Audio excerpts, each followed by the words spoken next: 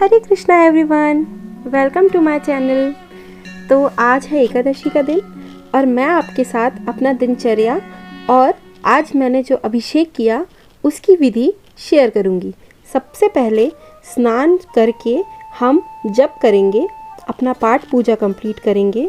जप में आप अपने गुरु मंत्र का जप कर सकते हैं 108 बार की माला से, और इसको कंप्लीट करने के बाद हम अभिषेक के लिए सामग्री जोड़ेंगे।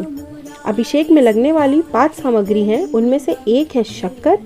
शक्कर को हम एक पतीले में रखेंगे जिससे हम शंकर जी का अभिषेक करेंगे।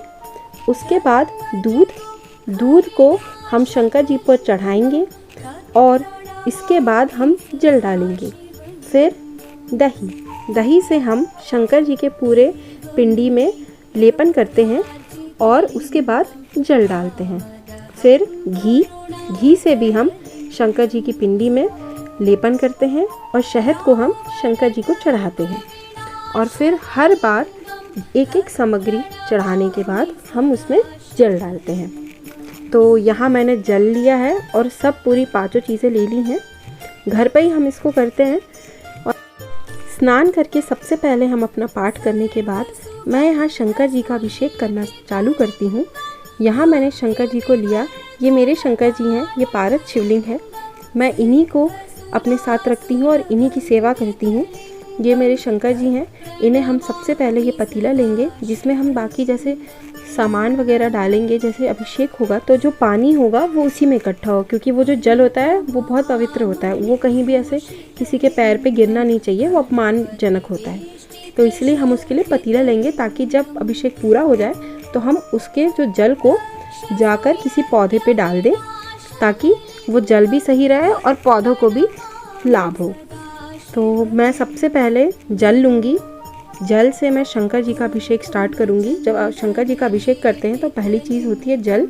हम जल अर्पित करते हैं, उसके बाद ही हम बाकी की चीज़ें यूज़ करते हैं। तो एकादशी का दिन था आज, मैंने रखा था व्रत। एकादशी में हमें, अगर जो लोग व्रत नहीं रहते हैं उसमें भी कोई ऐसी प्रॉब्लम नहीं है, लेकिन अगर हम एकादशी के दिन चावल ना खाएं तो वो बहुत अच्छी बात होती है।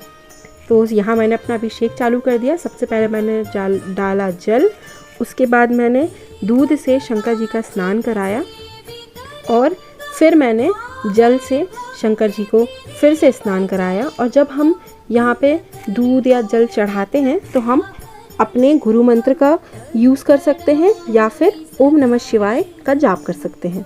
यहाँ मैं ओम नमः शिवाय का जाप करती हूँ। मुझे वो उससे बहुत माइंड रिलीफ लगता है, बहुत अच्छा एक सुकून फील होता है। और फिर हम दही चढ़ाएंगे। दही चढ़ा के शंकर जी पिंडी पर दही को अच्छे से लेपन करेंगे और सब चीज़ चढ़ाते वक्त हम ओम नमः शिवाय बोलते रहेंगे। ओम नमः शिवाय का जाप नहीं रुकना चाहिए। और बाकी सारी चीज़ें जो भी हमने 5 चीज़ इकट्ठा की हैं वो हम शिव जी पर चढ़ाते रहेंगे। फिर शक्कर लेके हम शिव जी के ऊपर शक्कर चढ़ाएंगे और शक्कर से भी शिव जी को अच्छे से उसका लेपन करेंगे। और जब मैं ये करती हूँ तो मुझे ऐसा लगता है कि मैं शंकर जी का स्क्रब कर रही हूँ। मतलब मुझे बहुत अच्छा लगता है, उससे ना पिंडी में बहुत चमक आती है। और उसके बाद शक्कर के बाद हम डालेंगे शहद और शक्कर मिलके एक नेचुरल स्क्रब बनता है। तो मुझे वही लगता है जब मैं शंकर जी को चढ़ाती हूँ ये चीज़ें और फिर अच्छे से उस शंकर जी में लेपन करती हूँ, मतलब जो पिंडी होती है उसमें। तो मुझे ये बहुत अच्छा लगता है, मेरा फेवरेट पार्ट है पूरे अभिषेक का ये। उसके बाद हम ये दोनों चीज़ें चढ़ाने के बाद जल से शंकर जी को स्नान करवाएंगे और फिर उसमें जितना भी जो शहद वहद होगा वो पूरा निकल के आ जाएगा। तो लास्ट स्टेप जो है वो है शुद्ध घी का। घी गाय का होना चाहिए, शुद्ध होना चाहिए। उससे शंकर जी के पूरी पिंडी में और जो पूरा जलहरी वगैरह है सब में अच्छे से लेपन करना चाहिए। और फिर जल से उनको एक बार स्नान करवाएंगे। यहाँ हमारा अभिषेक पूरा हो जाएगा। तो एकादशी का व्रत सबको रहना चाहिए।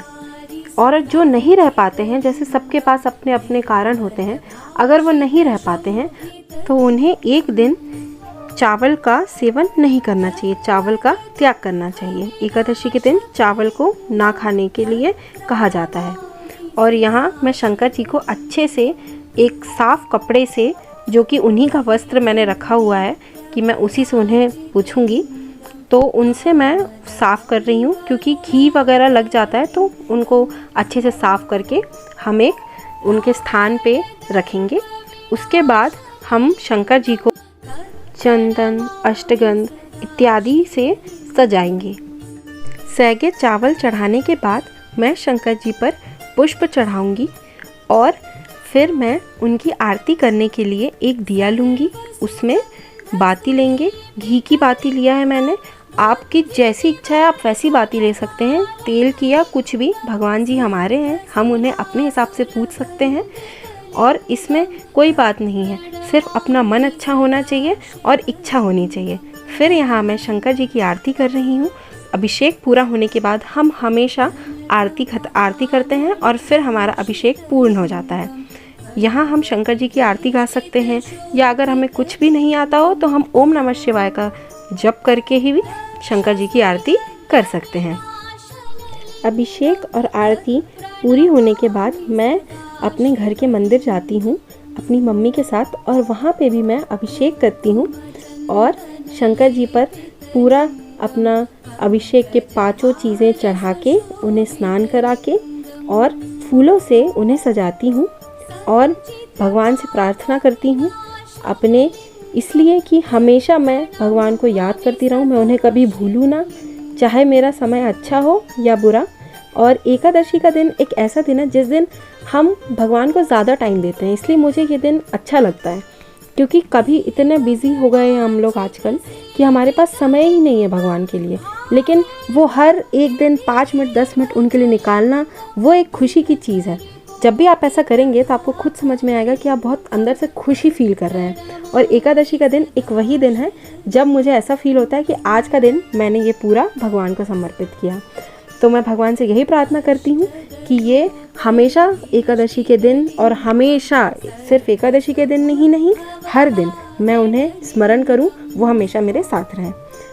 अभिषेक और पूजा करने के बाद मैंने अपना फलाहार लिया और मैं आप सबसे निवेदन करती हूँ कि कृपया एकादशी के दिन चावल ना खाएं। अपना मूल्यवान समय देने के लिए धन्यवाद। हर हर महादेव।